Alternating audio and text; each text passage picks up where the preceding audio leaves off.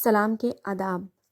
حضرت ابو ہریرہ رضی اللہ عنہ کہتے ہیں کہ نبی صلی اللہ علیہ وسلم نے فرمایا، خدا نے جب حضرت آدم کو پیدا فرمایا تو ان کو فرشتوں کی ایک جماعت کے پاس بھیجتے ہوئے یہ حکم دیا کہ جاؤ اور ان بیٹھے ہوئے فرشتوں کو سلام کرو، اور وہ سلام کے جواب میں جو دعا دیں اس کو غور سے سننا اور محفوظ رکھنا، اس لیے کہ یہی تمہاری اور تمہاری اولاد کی دعا ہوگی۔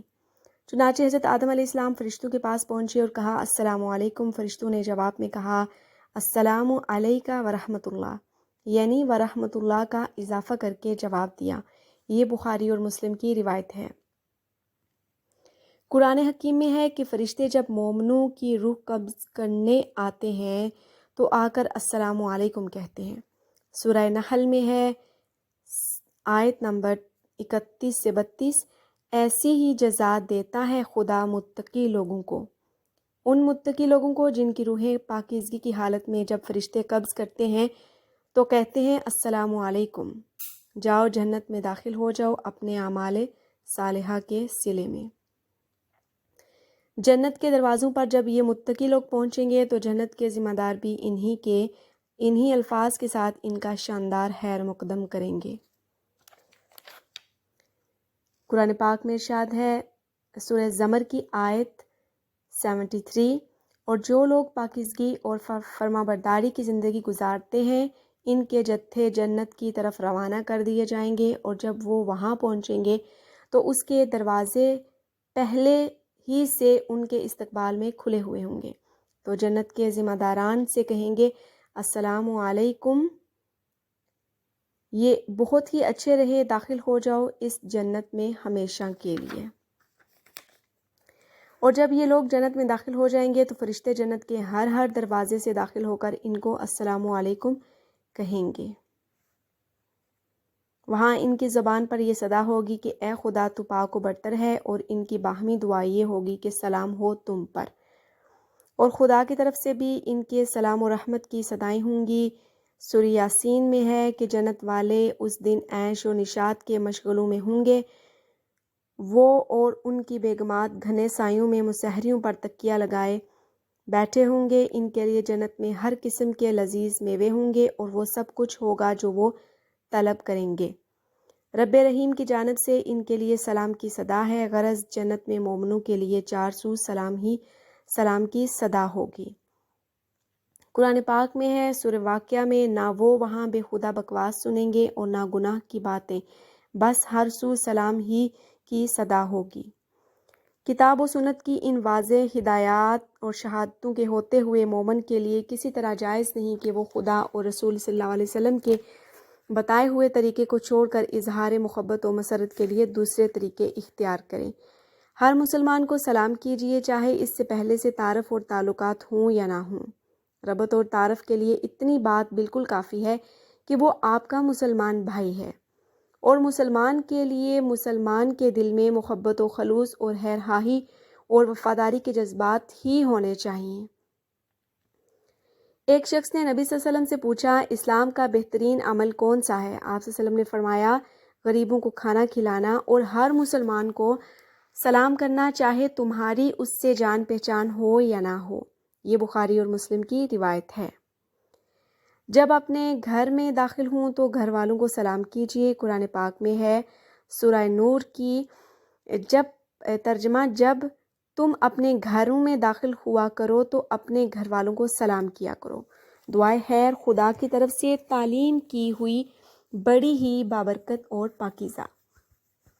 حضرت انس رضی اللہ عنہ کا بیان ہے کہ مجھے نبی صلی اللہ علیہ وسلم نے تاکید فرمائی، پیارے بیٹے، جب تم اپنے گھر میں داخل ہوا کرو تو پہلے گھر والوں کو سلام کیا کرو، یہ تمہارے لیے اور تمہارے گھر والوں کے لیے خیر و برکت کی بات ہے۔ یہ ترمذی کی روایت ہے۔ اسی طرح جب آپ صلی اللہ علیہ وسلم کسی دوسرے گھر میں جاتے تب بھی داخل ہونے سے پہلے سلام کرتے۔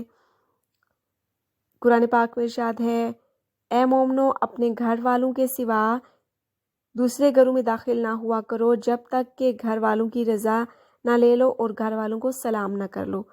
حضرت ابراہیم علیہ السلام کے پاس جب فرشتے معزز مہمانوں کی حیثیت سے پہنچے تو انہوں نے آ کر سلام کیا، اور حضرت ابراہیم علیہ السلام نے جواب میں ان کو سلام کیا۔ چھوٹے بچوں کو بھی سلام سکھائیے بھی اور انہیں بھی سلام کیجیے۔ یہ بچوں کو سلام سکھانے کا بہترین طریقہ ہے اور نبی کرم صلی اللہ علیہ وسلم کی سنت بھی۔ حضرت انس رضی اللہ تعالیٰ عنہ بچوں کے پاس سے گزرے تو ان کو سلام کیا اور فرمایا نبی صلی اللہ علیہ وسلم نے بھی ایسا ہی کیا کرتے تھے۔ اور حضرت عبداللہ بن عمر رضی اللہ عنہ خط میں بھی بچوں کو سلام لکھا کرتے تھے۔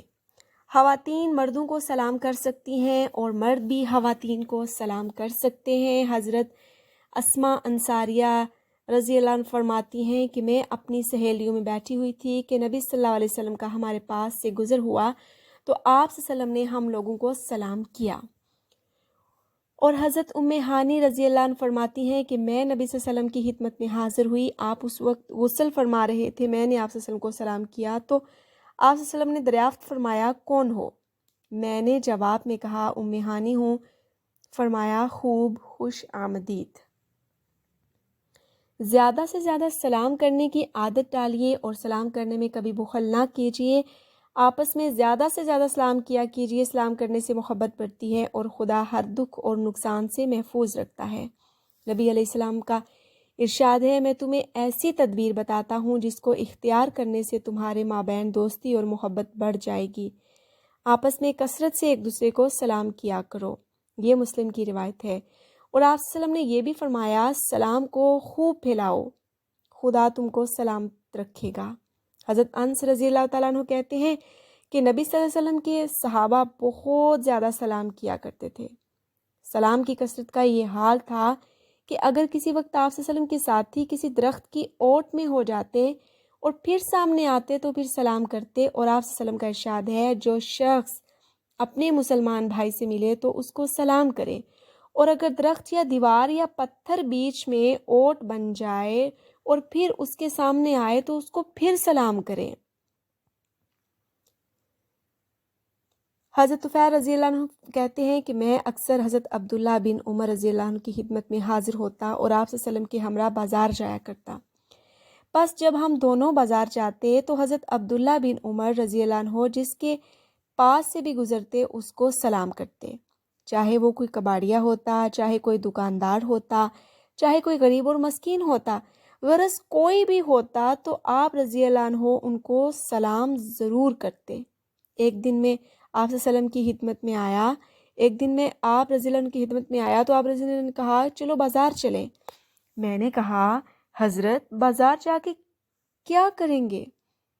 آپ رضی اللہ عنہ نہ تو کسی سودے کی خریداری کے لیے کھڑے ہوتے ہیں، نہ کسی مال کے بارے میں معلومات کرتے ہیں، نہ مول بھاؤ کرتے ہیں، نہ بازار کی محفلوں میں بیٹھتے ہیں۔ آئیے یہیں بیٹھ کر کچھ بات چیت کریں۔ تو حضرت عبداللہ بن عمر رضی اللہ عنہ فرمایا اے ابو بطن یعنی توند والے، تو ہم تو صرف سلام کرنے کی غرض سے بازار جاتے ہیں کہ ہمیں جو ملے ہم اسے سلام کریں۔ یہ موطا امام مالک میں یہ حکایت درج ہے۔ سلام اپنے مسلمان بھائی کا حق تصور کیجئے اور اس حق کو ادا کرنے میں فراخ دلی کا ثبوت دیجئے۔ سلام کرنے میں کبھی بخل نہ کیجئے۔ نبی صلی اللہ علیہ وسلم کا ارشاد ہے کہ ایک مسلمان کا دوسرے مسلمان پر یہ حق ہے کہ جب مسلمان بھائی سے ملے تو اس کو سلام کرے۔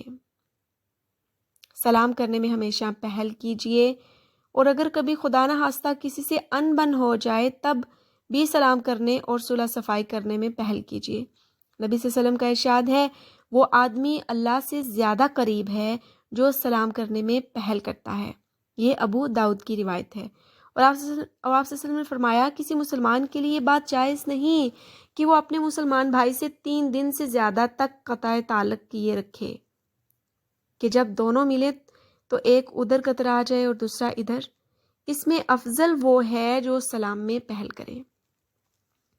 نبی صلی اللہ علیہ وسلم سے کسی نے پوچھا کہ جب 2 آدمی ایک دوسرے سے ملیں تو ان دونوں میں سے کون پہلے سلام کرے؟ فرمایا جو ان دونوں میں اللہ کے نزدیک زیادہ بہتر ہو۔ یہ ترمذی کی روایت ہے۔ ہمیشہ زبان سے السلام علیکم کہہ کر سلام کیجئے اور ذرا اونچی آواز سے سلام کیجئے تاکہ وہ شخص سن سکے جس کو آپ سلام کر رہے ہیں۔ البتہ اگر کہیں زبان سے السلام علیکم کہنے کے ساتھ سر یا ہاتھ سے اشارہ کرنے کی ضرورت ہو تو کوئی مذائقہ نہیں۔ مثلا آپ جس کو سلام کر رہے ہیں وہ دور ہے اور خیال ہے کہ آپ کی آواز اس تک نہیں پہنچ سکے گی، یا کوئی بہرا ہے اور آپ کی آواز نہیں سن سکتا، تو ایسی حالت میں اشارہ بھی کرنا چاہیے۔ حضرت عبداللہ بن عمر فرماتے ہیں کہ جب کسی کو سلام کرو تو اپنا سلام اس کو سناؤ، اس لیے کہ سلام اللہ کی طرف سے نہایت پاکیزہ اور برکت والی دعا ہے۔ حضرت اسماء رضی اللہ عنہ بنت یزید فرماتی ہیں کہ ایک دن نبی صلی اللہ علیہ وسلم مسجد کے پاس سے گزرے، وہاں کچھ عورتیں بیٹھی ہوئی تھیں تو آپ صلی اللہ علیہ وسلم نے ان کو اپنے ہاتھ کے اشارے سے سلام کیا۔ مطلب یہ ہے کہ نبی صلی اللہ علیہ وسلم نے زبان سے السلام علیکم کہنے کے ساتھ ساتھ ہاتھ کے اشارے سے بھی سلام کیا۔ اسی بات کی تائید اس روایت سے ہوتی ہے جو ابو داؤد میں ہے۔ حضرت اسماء رضی اللہ عنہ کہتی ہیں کہ نبی صلی اللہ علیہ وسلم ہمارے پاس سے گزرے تو ہمیں سلام کیا، اس لیے صحیح بات یہ ہے کہ سلام زبان سے ہی کیجیے، البتہ کہیں ضرورت ہو تو ہاتھ یا سر کے اشارے سے بھی کام لے لیجیے۔ اپنے بڑوں کو سلام کرنے کا اہتمام کیجیے۔ جب آپ پیدل چل رہے ہوں اور کچھ لوگ بیٹھے ہوں تو بیٹھنے والوں کو سلام کیجیے، اور جب آپ کسی چھوٹی ٹولی کے ساتھ ہوں اور کچھ زیادہ لوگوں سے ملاقات ہو جائے تو سلام کرنے میں پہل کیجیے۔ نبی صلی اللہ علیہ وسلم کا ارشاد ہے، چھوٹا شخص بڑے کو، چلنے والا بیٹھے ہوئے کو، اور تھوڑے افراد زیادہ لوگوں کو سلام کرنے میں پہل کریں۔ اگر آپ سواری پر چل رہے ہوں تو پیدل چلنے والوں اور راہ میں بیٹھے ہوئے لوگوں کو سلام کیجیے۔ نبی صلی اللہ علیہ وسلم کا ارشاد ہے، سواری پر چلنے والے پیدل چلنے والوں کو اور پیدل چلنے والے بیٹھے ہوئے لوگوں کو اور تھوڑے آدمی زیادہ آدمیوں کو سلام کرنے میں پہل کریں۔ کسی کے ہاں ملنے جائیں یا کسی بیٹھک یا نشست گاہ میں پہنچیں یا کسی مجمع کے پاس سے گزریں یا کسی مجلس میں جائیں تو پہنچتے وقت بھی سلام کیجیے، اور جب وہاں سے رخصت ہونے لگیں تب بھی سلام کیجیے۔ نبی صلی اللہ علیہ وسلم کا ارشاد ہے، جب تم کسی مجلس میں پہنچو تو سلام کرو، اور جب وہاں سے رخصت ہونے لگو تو پھر سلام کرو، اور یاد رکھو کہ پہلا سلام دوسرے سلام سے زیادہ مستحق کے اجر نہیں ہے، کہ جاتے وقت تو آپ سلام کا بڑا اہتمام کریں اور جب رخصت ہونے لگے تو سلام نہ کریں اور رخصتی کو اسلام کو کوئی اہمیت نہ دیں۔ حضرت عائشہ رضی اللہ عنہ کہتی ہیں کہ نبی صلی اللہ علیہ وسلم نے مجھ سے فرمایا، عائشہ، جبرائیل علیہ السلام تم کو سلام کہہ رہے ہیں۔ میں نے کہا، وعلیکم السلام ورحمۃ اللہ وبرکاتہ۔ اگر آپ کسی ایسی جگہ پہنچے جہاں کچھ لوگ سو رہے ہوں تو ایسی آواز میں سلام کیجیے کہ جاگنے والے سن لیں اور سونے والوں کی نیند میں خلل نہ پڑے۔ حضرت مقداد رضی اللہ عنہ فرماتے ہیں کہ ہم نبی صلی اللہ علیہ وسلم کے لیے کچھ دودھ رکھ لیا کرتے تھے۔ جب آپ صلی اللہ علیہ وسلم کچھ رات گئے تشریف لاتے تو آپ صلی اللہ علیہ وسلم اس طرح سلام کرتے کہ سونے والا جاگے نہیں اور جاگنے والا سن لے۔ بس نبی صلی اللہ علیہ وسلم تشریف لائے اور حسب معمول سلام کیا۔ سلام کا جواب نہایت خوش دلی اور خندہ پیشانی سے دیجیے۔ یہ مسلمان بھائی کا حق ہے، اس حق کو ادا کرنے میں کبھی بخل نہ دکھائیے۔ نبی صلی اللہ علیہ وسلم کا ارشاد ہے، مسلمان پر مسلمان کے 5 حق ہیں: سلام کا جواب دینا، مریض کی عیادت کرنا، جنازے کے ساتھ جانا، دعوت قبول کرنا اور چھینک کا جواب دینا۔ اور نبی صلی اللہ علیہ وسلم نے فرمایا، راستوں میں بیٹھنے سے پرہیز کرو۔ لوگوں نے کہا، یا رسول اللہ صلی اللہ علیہ وسلم، ہمارے لیے تو راستوں میں بیٹھنا ناگزیر ہے۔ تو نبی صلی اللہ علیہ وسلم نے فرمایا، اگر تمہارے لیے راستوں میں بیٹھنا ایسا ہی ضروری ہے تو بیٹھو، لیکن راستے کا حق ضرور ادا کرو۔ لوگوں نے عرض کیا، راستے کا حق کیا ہے یا رسول اللہ صلی اللہ علیہ وسلم؟ فرمایا، نگاہیں نیچی رکھنا، دکھ نہ دینا، سلام کا جواب دینا اور نیکیوں کی تلقین کرنا اور برائیوں سے روکنا۔ سلام کے جواب میں وعلیکم السلام پر ہی اکتفا نہ کیجیے بلکہ ورحمۃ اللہ وبرکاتہ کے الفاظ کا اضافہ کیجیے۔ قرآن پاک میں ارشاد ہے، ترجمہ، اور جب کوئی تمہیں دعا سلام کرے تو اس کو اس سے بہتر دعا دو یا پھر وہی الفاظ جواب میں کہہ دو۔ مطلب یہ ہے کہ سلام کے جواب میں بخل نہیں کرنا چاہیے، سلام کے الفاظ میں کچھ اضافہ کر کے اس سے بہتر دعا دو، ورنہ کم از کم وہی الفاظ دہرا دو۔ حضرت عمر رضی اللہ عنہ کہتے ہیں کہ ایک مرتبہ میں حضرت ابو بکر کے پیچھے سوار تھا۔ ہم جن جن لوگوں کے پاس سے گزرتے ابو بکر رضی اللہ عنہ انہیں السلام علیکم کہتے اور وہ جواب دیتے وعلیکم السلام ورحمۃ اللہ، اور ابو بکر کہتے السلام علیکم ورحمۃ اللہ، تو لوگ جواب دیتے وعلیکم السلام ورحمۃ اللہ وبرکاتہ۔ اس پر ابو بکر صدیق رضی اللہ عنہ نے فرمایا آج تو لوگ فضیلت میں ہم سے بڑھ گئے ہیں، جب بھی کسی سے ملاقات ہو تو سب سے پہلے السلام علیکم کہیے، یک بارگی گفتگو شروع کرنے سے پرہیز کرنا چاہیے، جو بات چیت بھی کرنی ہو سلام کے بعد کریں۔ نبی صلی اللہ علیہ وسلم کا ارشاد ہے جو کوئی سلام سے پہلے کچھ بات کرنے لگے تو اس کا جواب نہ دو۔ ان حالات میں سلام کرنے سے پرہیز کیجیے۔ نمبر 1، جب لوگ قرآن و حدیث پڑھنے یا پڑھانے یا سننے میں مصروف ہوں۔ نمبر 2، جب کوئی خطبہ دینے اور سننے میں مصروف ہو۔ نمبر 3، جب کوئی اذان یا تکبیر کہہ رہا ہو۔ نمبر 4، جب کسی مجلس میں کسی دینی موضوع پر گفتگو ہو رہی ہو یا کوئی کسی کو کوئی دینی احکام سمجھا رہا ہو۔ نمبر 5، جب استاد پڑھانے میں مصروف ہو۔ نمبر 6، جب کوئی قضائے حاجت کے لیے بیٹھا ہو۔ اور ذیل کے حالات میں نہ صرف سلام کرنے سے پرہیز کیجیے بلکہ اپنی بے تعلقی اور روحانی اذیت کا اظہار بھی حکمت کے ساتھ کیجیے۔ نمبر 1، جب کوئی فسق و فجور اور خلاف شرع، لہو لعب اور عیش و طرب میں مبتلا ہو کر دین کی توہین کر رہا ہو۔ نمبر 2، جب کوئی گالی گلوچ، بیہودہ بکواس، جھوٹی سچی غیر سنجیدہ باتیں اور فحش مذاق کر کے دین کو بدنام کر رہا ہو۔ نمبر 3، جب کوئی خلاف دین و شریعت افکار و نظریات کی تبلیغ کر رہا ہو اور لوگوں کو دین سے برگشتہ کرنے اور بدعت و بددینی اختیار کرنے پر ابھار رہا ہو۔ جب کوئی دینی عقائد و شعائر کی بے حرمتی کر رہا ہو اور شریعت کے اصول و احکام کا مذاق کر کے اپنی اندرونی خباثت و منافقت کا ثبوت دے رہا ہو۔ یہود و نصارہ کو سلام کرنے میں پہل نہ کیجیے۔ قرآن شاہد ہے کہ یہود اپنی بددینی، حق دشمنی، ظلم و درندگی، دجل و فریب اور خباثت نفس میں بدترین قوم ہے۔ اللہ نے ان پر بے پایہ انعامات کی بارش کی لیکن اس نے ہمیشہ ناشکری اور بدکاری کا ثبوت دیا۔ یہی وہ قوم ہے جس نے اللہ کے بھیجے ہوئے برگزیدہ پیغمبروں تک کو قتل کر ڈالا۔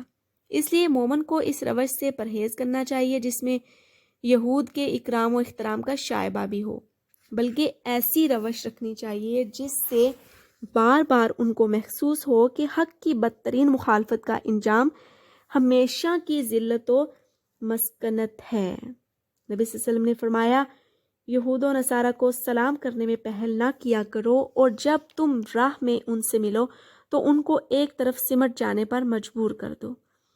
یعنی اس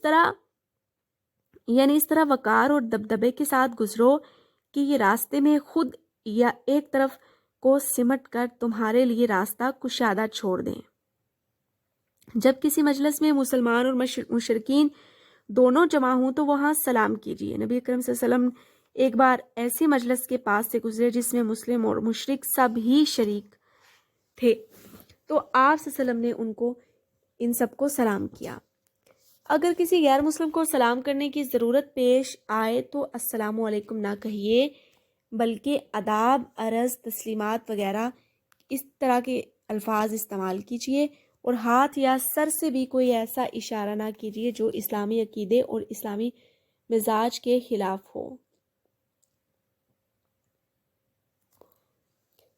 ہر کل کے نام نبی صلی اللہ علیہ وسلم نے جو مکتوب بھیجا تھا اس میں سلام کے الفاظ یہ تھے سلام علی من اتبع الہدا، یعنی سلام ہے اس پر جو ہدایت کی پیروی کرے۔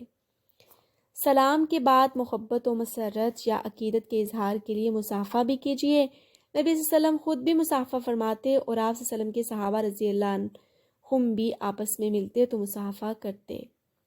آپ صلی اللہ علیہ وسلم نے صحابہ اکرام کو مصافحہ کرنے کی تاکید فرمائی اور اس کی فضیلت اور اہمیت پر مختلف انداز سے روشنی ڈالی۔ حضرت قتادہ رضی اللہ عنہ نے حضرت انس رضی اللہ عنہ سے روایت کیا صحابہ میں مصافحہ کرنے کا رواج تھا؟ حضرت انس نے جواب دیا جی ہاں تھا۔ یہ بخاری کی روایت ہے۔ حضرت سلمہ بن وردان رضی اللہ عنہ کہتے ہیں کہ میں نے حضرت مالک بن انس رضی اللہ عنہ کو دیکھا کہ لوگوں سے مصافحہ کر رہے ہیں۔ مجھ سے پوچھا کون ہو تم؟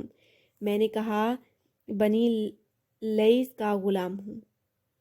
آپ نے میرے سر پر 3 بار ہاتھ پھرا، فرمایا خدا تمہیں خیر و برکت سے نوازے۔ ایک بار جب یمن کے کچھ لوگ آئے تو نبی صلی اللہ علیہ وسلم نے صحابہ سے کہا تمہارے پاس یمن کے لوگ آئے ہیں اور آنے والوں میں یہ مصافحہ کے زیادہ حقدار ہیں۔ حضرت حذیفہ بن یمان رضی اللہ عنہ کہتے ہیں کہ نبی صلی اللہ علیہ وسلم نے فرمایا جب 2 مومن ملتے ہیں اور سلام کے بعد مصافحے کے لیے ایک دوسرے کا ہاتھ اپنے ہاتھ میں لیتے ہیں تو دونوں کے گناہ اس طرح جڑ جاتے ہیں جس طرح درخت کے سوکھے پتے۔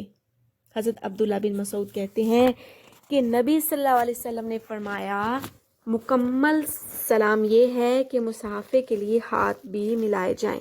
کوئی دوست، عزیز، رشتہ دار، بزرگ سفر سے واپس آئے تو معانقہ بھی کیجیے۔ حضرت زید بن حارثہ رضی اللہ عنہ جب مدینے آئے تو نبی صلی اللہ علیہ وسلم کے ہاں پہنچ کر دروازہ کھٹکھٹایا۔ آپ صلی اللہ علیہ وسلم اپنی چادر گھسیٹتے ہوئے دروازے پر پہنچے، ان سے معانقہ کیا یعنی گلے ملے اور پیشانی کو بوسہ دیا۔ یہ ترمذی کی روایت ہے۔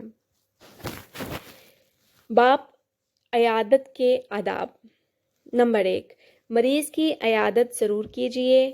عیادت کی حیثیت محض یہ ہی نہیں ہے کہ وہ اجتماعی زندگی کی ایک ضرورت ہے یا باہمی تعاون، غم خواری کے جذبے کو ابھارنے کا ایک ذریعہ ہے، بلکہ یہ ایک مسلمان پر دوسرے مسلمان بھائی کا دینی حق ہے اور خدا سے محبت کا ایک لازمی تقاضا ہے۔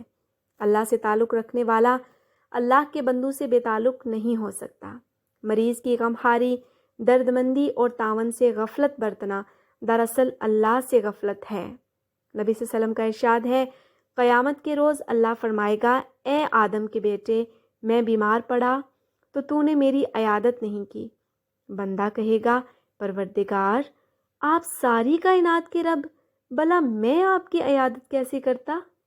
اللہ کہے گا میرا فلاں بندہ بیمار پڑا تو نے اس کی عیادت نہیں کی، اگر تو اس کی عیادت کو جاتا تو مجھے وہاں پاتا، یعنی تو میری خوشنودی اور رحمت کا مستحق قرار پاتا۔ یہ مسلم کی روایت ہے۔ اور نبی صلی اللہ علیہ وسلم نے فرمایا ایک مسلمان کے دوسرے مسلمان پر 6 حقوق ہیں۔ پوچھا گیا یا رسول اللہ صلی اللہ علیہ وسلم وہ کیا کیا ہیں؟ فرمایا نمبر 1، جب تم مسلمان بھائی سے ملو تو اس کو سلام کرو، جب وہ تمہیں دعوت کے لیے مدعو کرے تو اس کی دعوت قبول کرو، جب وہ تم سے نیک مشورے کا طالب ہو تو اس کی خیر خواہی کرو اور نیک مشورہ دو، جب اس کو چھینک آئے تو وہ الحمدللہ کہے تو اس کے جواب میں کہو یرحمک اللہ، اور جب وہ بیمار پڑ جائے تو اس کی عیادت کرو، اور جب وہ مر جائے تو اس کے جنازے کے ساتھ جاؤ۔ اور نبی صلی اللہ علیہ وسلم نے یہ بھی فرمایا جس نے اپنے مسلمان بھائی کی عیادت کی وہ جنت کے بالا خانے میں ہوگا۔ حضرت ابو ہریرہ رضی اللہ عنہ کا بیان ہے کہ نبی صلی اللہ علیہ وسلم نے فرمایا جب کوئی بندہ اپنے مسلمان بھائی کی عیادت کرتا ہے یا اس سے ملاقات کے لیے جاتا ہے تو ایک پکارنے والا آسمان سے پکارتا ہے تم اچھے رہے، تمہارا چلنا اچھا رہا، تم نے اپنے لیے جنت کا ٹھکانہ بنا لیا۔ مریض کے سرہانے بیٹھ کر اس کے سر یا بدن پر ہاتھ پھیریے اور تسلی اور تشفی کے کلمات کہیے تاکہ اس کا ذہن آخرت کے اجر و ثواب کی طرف متوجہ ہو اور بے صبری اور شکوہ شکایت کا کوئی کلمہ اس کی زبان پر نہ آئے۔ حضرت عائشہ بنت سعد رضی اللہ عنہ بیان کرتی ہیں کہ میرے والد نے اپنا قصہ سنایا کہ میں ایک بار مکے میں سخت بیمار پڑ گیا۔ نبی صلی اللہ علیہ وسلم میری عیادت کے لیے تشریف لائے تو میں نے پوچھا یا رسول اللہ صلی اللہ علیہ وسلم میں کافی مال چھوڑ رہا ہوں اور میری صرف ایک ہی بچی ہے، کیا میں اپنے مال میں سے 2/3 کی وصیت کر جاؤں اور 1/3 بچی کے لیے چھوڑ دوں؟ فرمایا نہیں۔ میں نے کہا آدھے مال کی وصیت کر جاؤں اور آدھا لڑکی کے لیے چھوڑ جاؤں؟ فرمایا نہیں۔ تو میں نے عرض کیا یا رسول اللہ صلی اللہ علیہ وسلم پھر 1/3 کی وصیت کر جاؤں؟ فرمایا ہاں 1/3 کی وصیت کر جاؤ اور 1/3 بہت ہے۔ اس کے بعد نبی صلی اللہ علیہ وسلم نے اپنا ہاتھ میری پیشانی پر رکھا اور میرے منہ پر اور پیٹ پر پھیرا، پھر دعا کی اے خدا سعد کو شفا عطا فرما اور اس کی ہجرت کو مکمل فرما دے، اس کے بعد سے آج تک کبھی خیال آتا ہے تو نبی صلی اللہ علیہ وسلم کے دستے مبارک کی ٹھنڈک اپنے جگر پر محسوس کرتا ہوں۔ حضرت زید بن ارقم کہتے ہیں کہ ایک بار میری آنکھیں دکھنے آ گئیں تو نبی صلی اللہ علیہ وسلم میری عیادت کے لیے تشریف لائے اور کہنے لگے، زید تمہاری آنکھ میں یہ تکلیف ہے تو تم کیا کرتے ہو؟ میں نے عرض کیا کہ صبر و برداشت کرتا ہوں۔ آپ صلی اللہ علیہ وسلم نے فرمایا، تم نے آنکھوں کی اس تکلیف میں صبر و برداشت سے کام لیا تو تمہیں اس کے صلے میں جنت نصیب ہوگی۔ حضرت ابن عباس رضی اللہ عنہ کا بیان ہے کہ نبی صلی اللہ علیہ وسلم جب کسی مریض کی عیادت کو جاتے تھے تو اس کے سرہانے بیٹھتے تھے، اس کے بعد 7 بار فرماتے، اسأل اللہ العظیم رب العرش العظیم ان یشفیک۔ ترجمہ، میں عظیم اللہ سے جو عرش عظیم کا رب ہے سوال کرتا ہوں کہ وہ تجھے شفا بخشے۔ اور آپ صلی اللہ علیہ وسلم نے ارشاد فرمایا کہ یہ دعا 7 بار پڑھنے سے مریض ضرور شفا یاب ہوگا، الا یہ کہ اس کی موت ہی آ گئی ہو۔ حضرت جابر رضی اللہ عنہ فرماتے ہیں کہ نبی صلی اللہ علیہ وسلم ایک بوڑھی خاتون ام الصائب کی عیادت کو آئے۔ ام الصائب بخار کی شدت میں کانپ رہی تھی۔ پوچھا، کیا حال ہے؟ خاتون نے کہا، اللہ اس بخار کو سمجھے، اس نے گھیر رکھا ہے۔ یہ سن کر نبی صلی اللہ علیہ وسلم نے فرمایا، بخار کو برا بھلا نہ کہو، یہ مومن کے گناہوں کو اس طرح صاف کر دیتا ہے جیسے آگ کی بھٹی لوہے کے زنگ کو صاف کر دیتی ہے۔ مریض کے پاس جا کر اس کی طبیعت کا حال پوچھئے اور اس کی صحت کے لیے دعا کیجئے۔ نبی اکرم صلی اللہ علیہ وسلم جب مریض کے پاس پہنچتے تو پوچھتے، کیفا تجدک، کہیے طبیعت کیسی ہے؟ پھر تسلی دیتے اور فرماتے، لا بأس طہور انشاءاللہ، گھبرانے کی کوئی بات نہیں، اللہ نے چاہا تو یہ مرض جاتا رہے گا اور یہ مرض گناہوں سے پاک ہونے کا ذریعہ ثابت ہوگا۔ اور تکلیف کی جگہ پر سیدھا ہاتھ پھیرتے ہوئے یہ دعا فرماتے، اللہم اذہب البأس رب الناس اشفی وانت الشافی لا شفاء الا شفاؤک شفاء لا یغادر سقما۔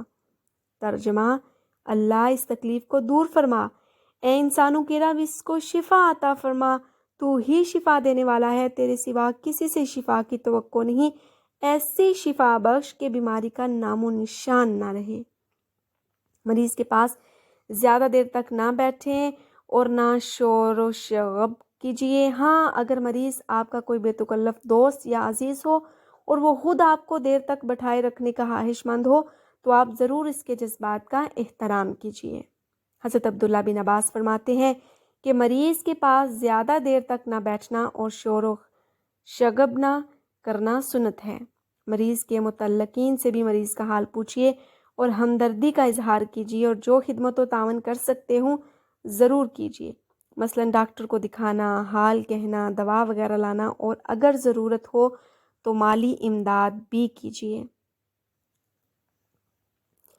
حضرت ابراہیم بن ابی حبلہ رحمۃ اللہ کہتے ہیں، ایک بار میری بیوی بیمار پڑ گئیں۔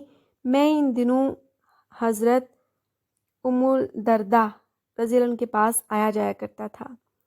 جب میں ان کے پاس پہنچتا تو فرماتی، کہو تمہاری بیوی کی طبیعت کیسی ہے؟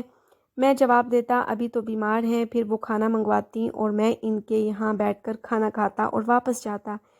ایک دن جب میں پہنچا تو انہوں نے حال پوچھا تو میں نے بتایا کہ اللہ کے فضل و کرم سے اب قریب قریب اچھی ہو گئی ہے۔ فرمانے لگی، جب تم کہتے تھے کہ بیوی بیمار ہے تو میں تمہارے لیے کھانے کا انتظام کر دیا کرتی تھی، اب جب وہ ٹھیک ہو گئی ہے تو اس انتظام کی کیا ضرورت ہے؟ غیر مسلم مریض کی عیادت کے لیے بھی جائیں اور مناسب موقع پا کر حکمت کے ساتھ اس کو دین حق کی طرف متوجہ کریں۔ بیماری میں آدمی اللہ کی طرف نسبتاً زیادہ متوجہ ہوتا ہے اور قبولیت کا جذبہ بھی بالعموم زیادہ بیدار ہوتا ہے۔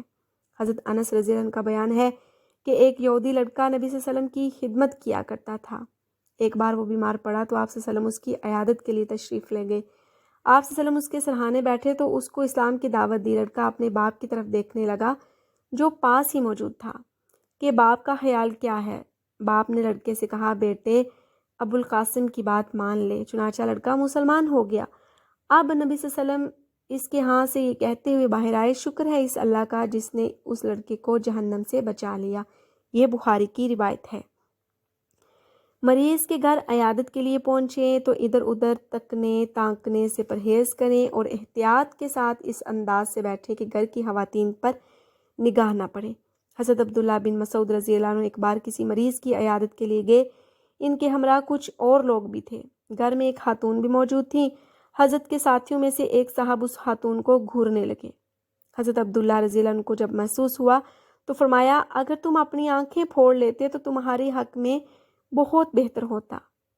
جو لوگ اعلانیہ فسق و فجور میں مبتلا ہوں اور نہایت بے شرمی اور ڈھٹائی کے ساتھ اللہ کی نافرمانی کر رہے ہوں، ان کی عیادت کے لیے نہ جایا جائے۔ مریض کی عیادت کے لیے جائیں تو مریض سے بھی اپنے لیے دعا کرائیے۔ ابن ماجہ میں ہے کہ جب تم کسی مریض کی عیادت کو جاؤ تو اس سے اپنے لیے دعا کی درخواست کرو۔ مریض کی دعا ایسی ہے جیسے فرشتوں کی دعا، یعنی فرشتے اللہ کی مرضی پا کر ہی دعا کرتے ہیں اور ان کی دعا مقبول ہوتی ہے۔